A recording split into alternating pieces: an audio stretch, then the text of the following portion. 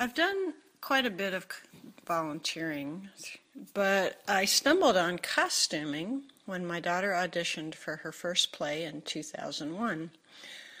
Parents were required to volunteer in some way with the production. I'd made a couple of crude Halloween costumes, so I rather nervously ended up on a sewing crew for that show. As a biologist, I was a total theater novice, and I still struggle with terms like stage left. But I discovered that reading and learning about period clothing appealed to me. Turns out I'd lived in Europe, did my undergrad studies near colonial Williamsburg, and I even worked one summer as a historical interpreter at Jamestown Festival Park.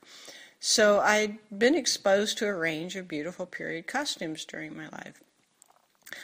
That likely explains why historical costuming has always been my personal favorite.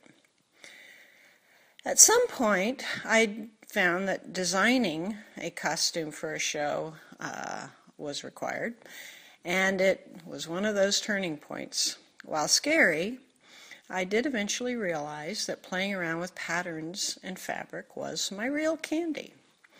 Sewing, on the other hand, was something I had to teach myself to justify the time I was spending playing with materials and research. So theater has actually been a perfect fit for someone like me. Costumes just have to look good from about 20 feet away. I've always preferred maintaining my volunteer status rather than getting paid. That way I can pick and choose the projects that appeal to me the most. It's always fun when folks can use costumes for a good cause, so I do tend to seek out those sort of opportunities. After retiring from UGA last year, I spent even more time on theater and living history projects. Going forward, I'd like to look into dividing my time between that kind of effort and exploring new techniques.